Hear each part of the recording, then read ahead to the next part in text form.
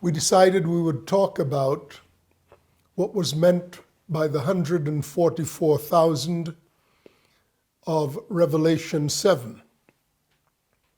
Now, before we plunge into that passage, I want you to backtrack with me and see something of what happens in heaven. And come with me to Revelation 5, and I want to set it up by reading from verse 2. Verse 1 had said, I saw in the right hand of him who sat on the throne a scroll written inside and on the back. Then I saw a strong angel proclaiming with a loud voice, who is worthy to open the scroll and to loose its seals? And no one in heaven or on earth or under the earth was able to open the scroll or to look at it.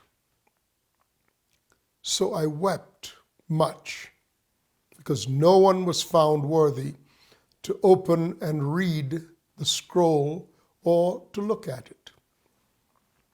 But one of the elders said to me, do not weep. Behold, the Lion of the tribe of Judah, the Root of David, has prevailed to open the scroll and to loosen the seal. Right? So he heard from one of the 24 elders around the throne. He heard what they said. Don't weep.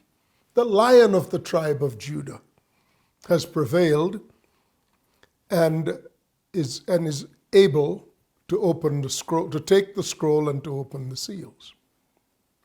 So first he heard from that elder. This is what he heard. He heard a lion is able. The Lion of the tribe of Judah. He said, and then I looked. So then he saw. So in heaven you first hear and then you see. And the importance of that is what you see is not what you hear, but they're the same thing.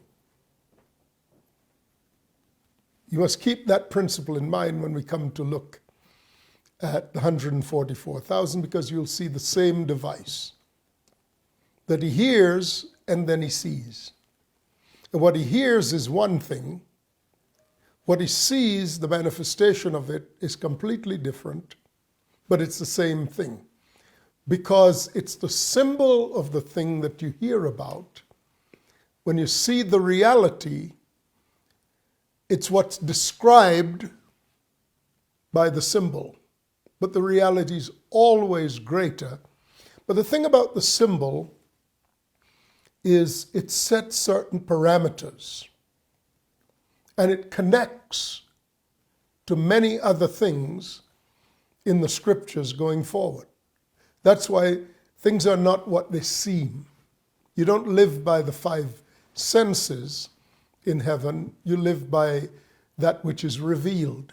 So look, he said, so I heard the Lion of the tribe of Judah has prevailed, and I looked, so he saw, and behold, in the midst of the throne and of the four living creatures, and in the midst of the elders. So there's the throne, the four living creatures around the throne, the elders around the four living creatures. In the midst of them stood a lamb as though it had been slain, having eyes, having 7 horns and 7 eyes, which are the 7 spirits of God sent out into the earth. So they have 7 horns and the 7 eyes are the 7 spirits of God. And this illustrates the principle of how things are representational. Before I get to that, I hear the Lion of the tribe of Judah is worthy. I see the Lamb.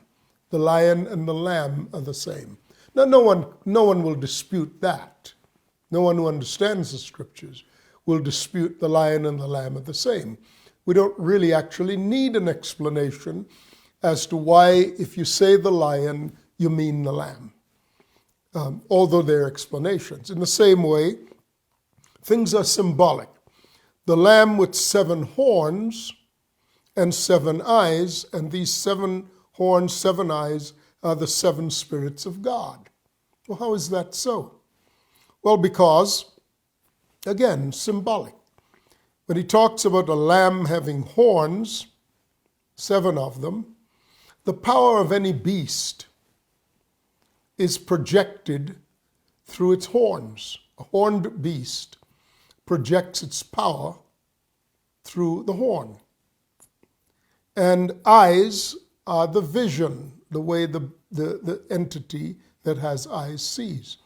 So the power and the vision of the Lamb define what the Spirit of God has come to do in the earth in 7 manifestations. What he sees, he does.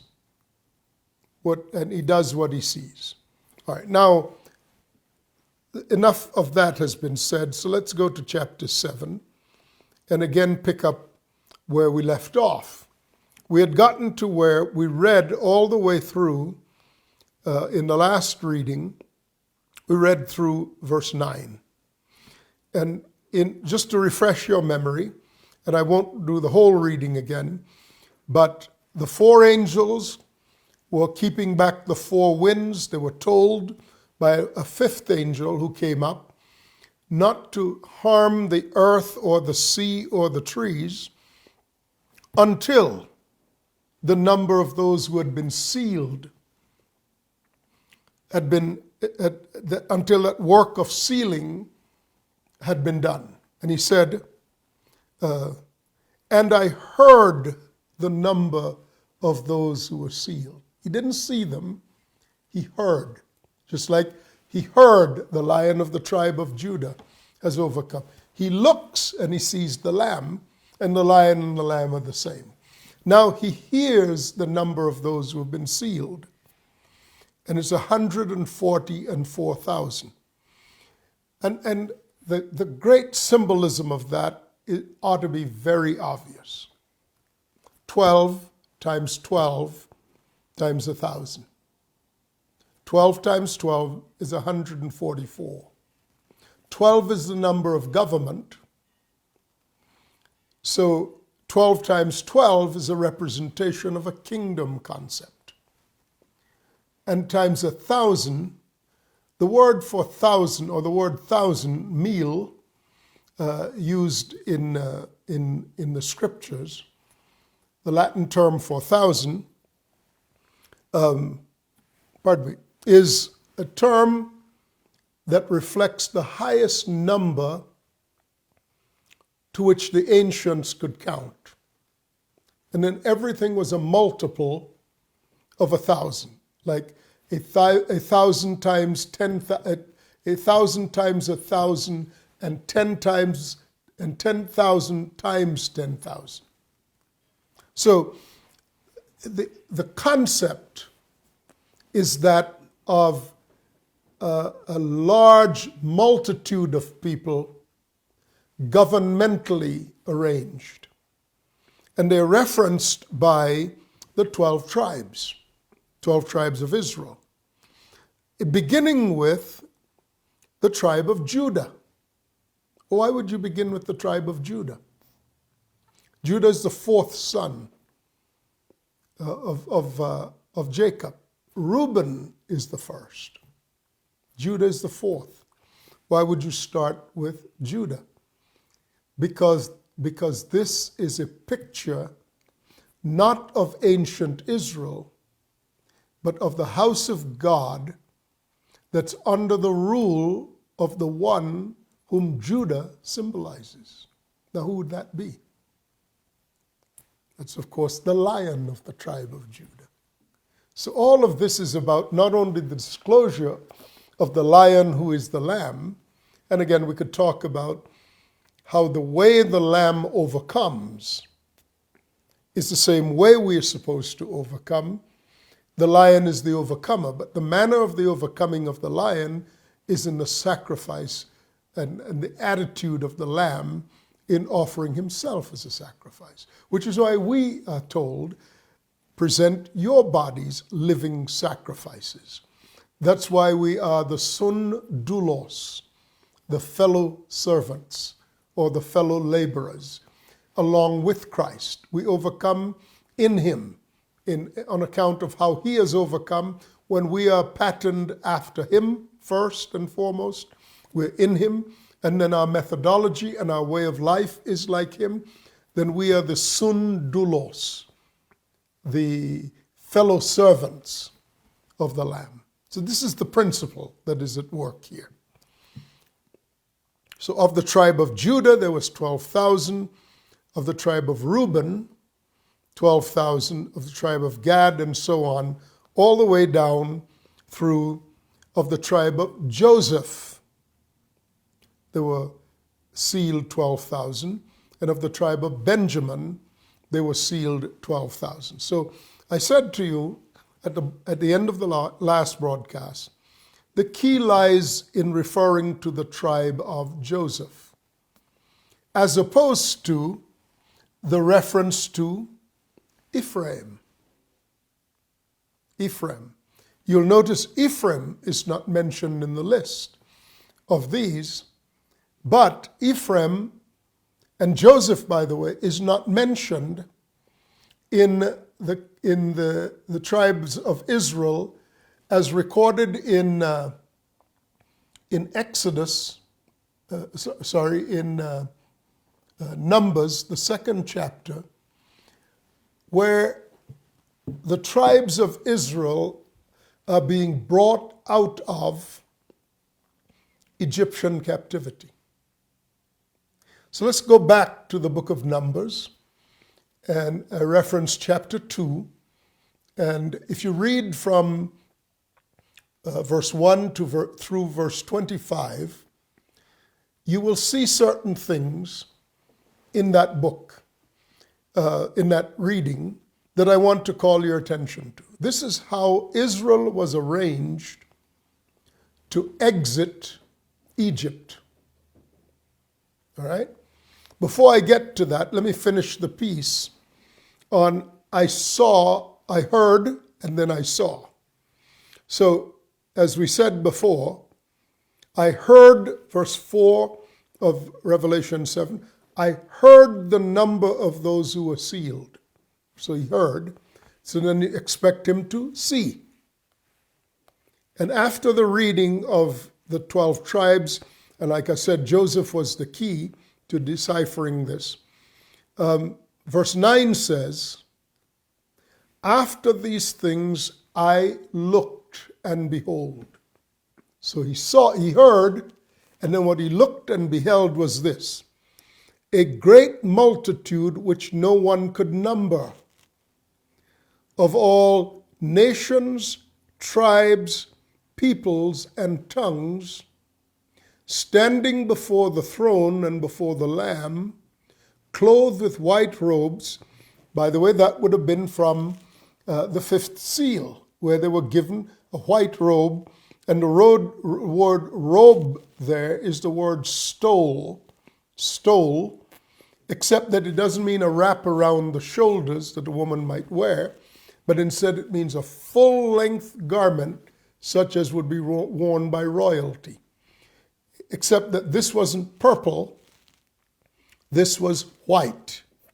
And we said that that is because the Lamb himself, like those who are the bride of the Lamb, are dressed in white. So clothed with white robes, with palm branches in their hands, and crying out with a loud voice, saying, salvation belongs to our God who sits on the throne and to the Lamb. And then, of course, all the 4 living creatures, but it brings it back up. The 4 living creatures,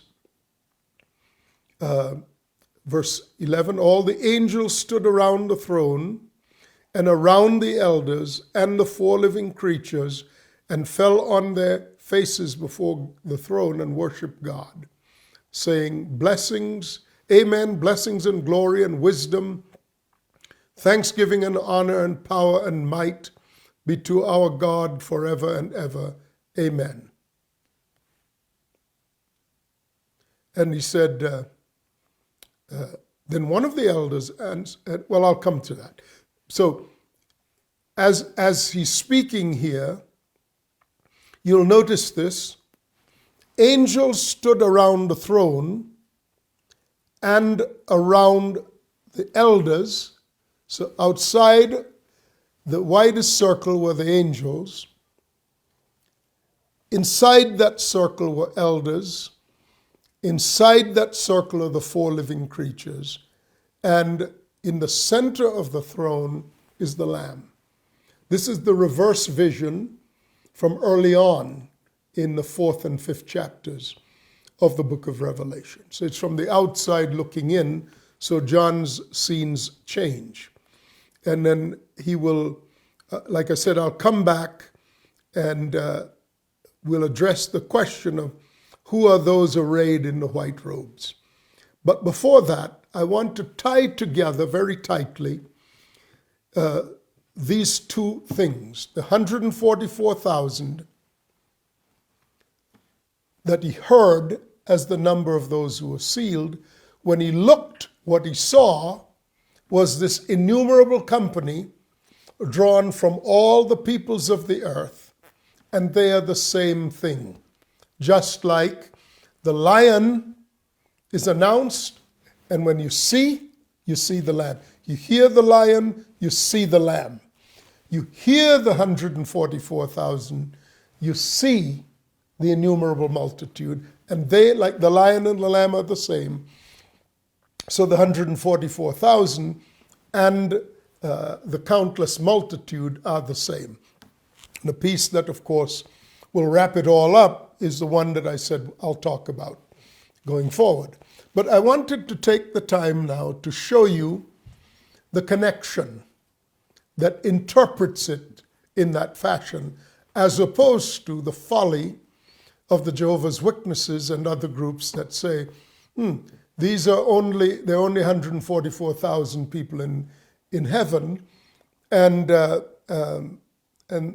they come from the 12 tribes, 12,000 from each tribe. So in effect, heaven is reserved for only 12,000 Jews from each of the 12 tribes, totaling 144,000. Well, that's rubbish. Obviously, the 12,000 from each of the 12 tribes, an intentional focus upon 12 times 12. 12 is the number of government. He's describing a kingdom of priests and a holy nation. And we'll get right to that in the last piece of the reading. But let me show you a connection to these things that will stun you. From the book of Numbers, chapter 2, which is where we were going, from verse 1 through verse 25, Israel is being arranged to be brought up out of Egypt. Egypt represents captivity, like the earth represents that which oppresses the people of God. And particularly, this kingdom comprised of 7 heads and 10 horns that we saw before, whose ultimate intent is to oppress the saints for time, times, and half a time. In a previous message, we talked about how it's the horn that speaks from one of the heads, one of the 7 heads of the beast, who makes war against the saints. And we understood that to be a cultural war, a propaganda war, so to speak, where the popularity of what was being spoken by the beast and this blasphemous horn, or the mouth that speaks blasphemously, was a direct warfare with the gospel of Jesus Christ, the gospel of the kingdom, and the attempt of God to draw people out of the kingdoms of darkness, out of the kingdom of darkness, to bring them into the kingdom of the Son of God. That in the end of the age, this is going to be the hottest conflict, will be the the conflict of ideas, conflict of identities even, as between those who belong to Christ and are of the kingdom of heaven and that which belongs to the systems of the world and how they're entrapped in those systems. But anyway, Israel was being formed up to be led out of Egyptian captivity in this manner. Now, Numbers defines how they would be formed up. They're formed up in the following way. I've given you the reference, so I'll tell you what the reference says. This being, of course, from the 2nd chapter of Numbers. They're to be formed, each man, each person, according to the family they belonged to. The families were arranged according to households. So there'd be multiple fathers that would come from a common father. Each one would have a family. That household would be assembled. And then those households would be arranged under a clan, because the clans are multiple households. And then the clans would be arranged according to the tribes. So tribes were comprised of clans, households, families. Every person belonged in a family, which belonged in a household, which belonged in a clan, which belonged in a tribe.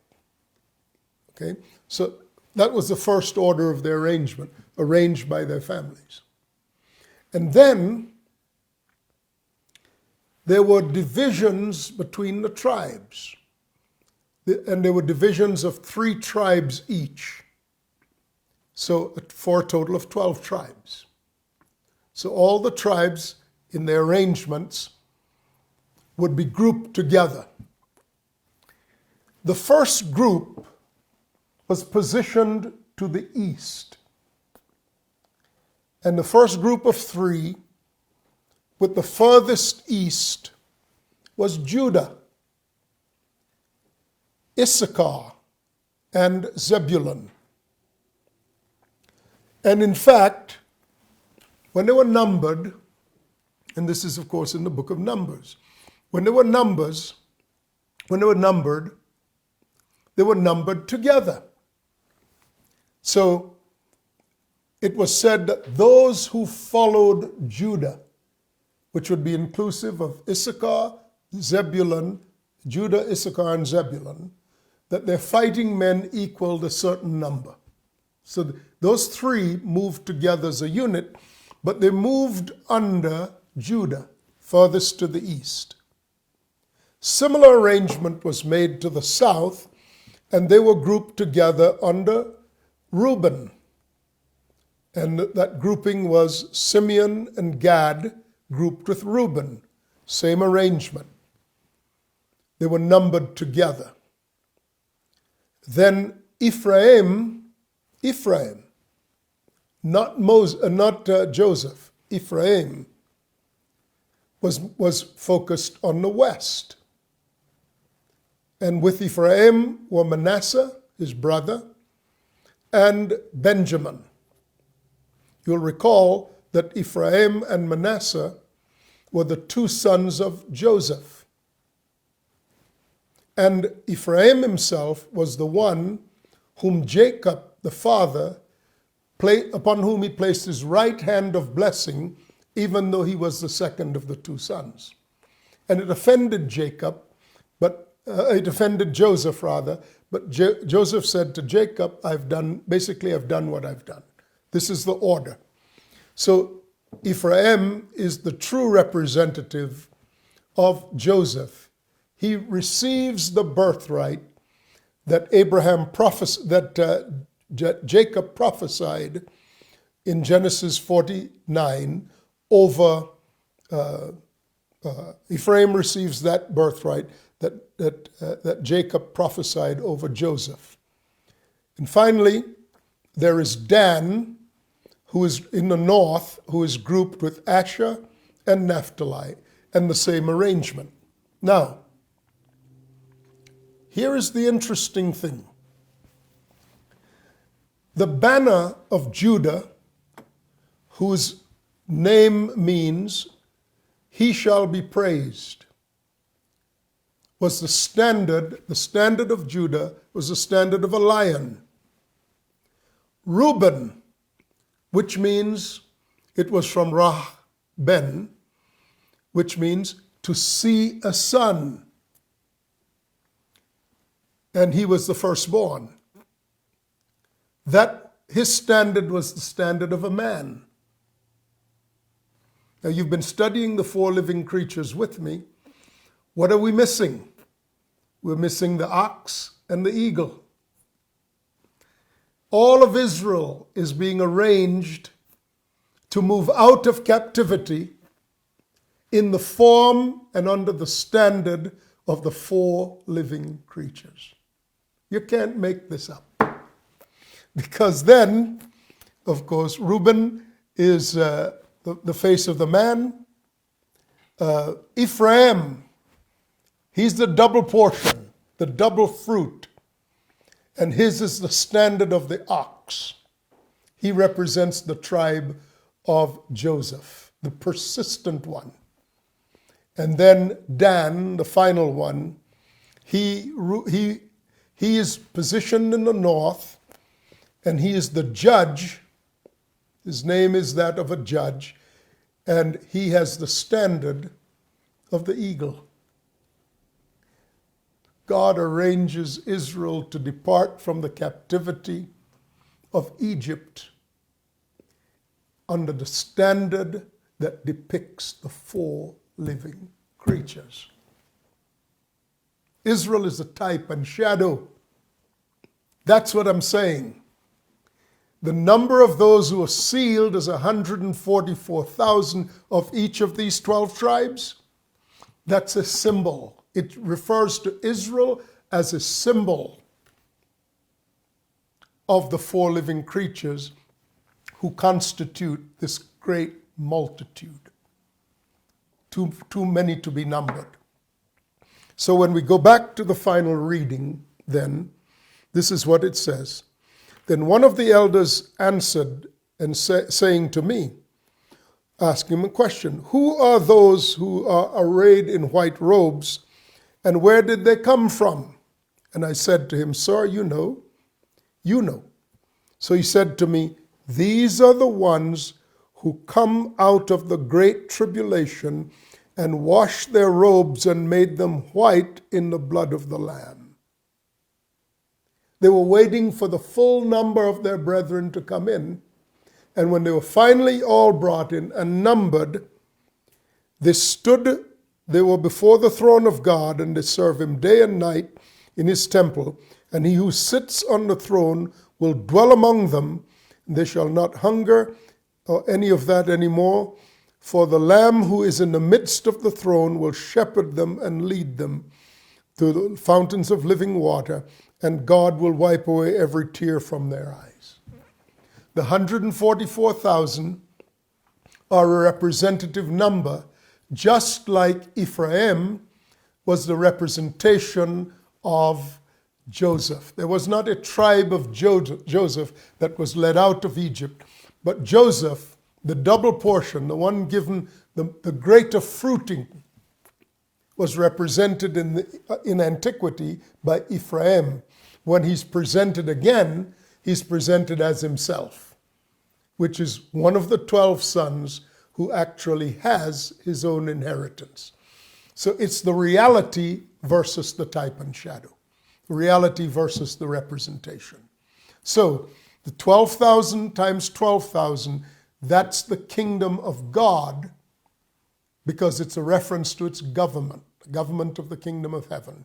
And them being brought out and honored in this way, they are that the 12 times 12 times 1,000 is exactly what is represented by this multitude that cannot be numbered of every tribe, tongue, language, and nation.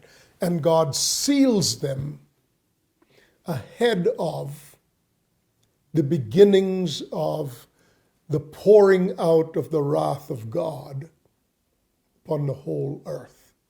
Now, the message here is, if you are among those who are born of the Spirit, you're sealed with the name of the Father on your forehead, and you have nothing to worry about in the times that are coming. In fact, this is the time that separates you.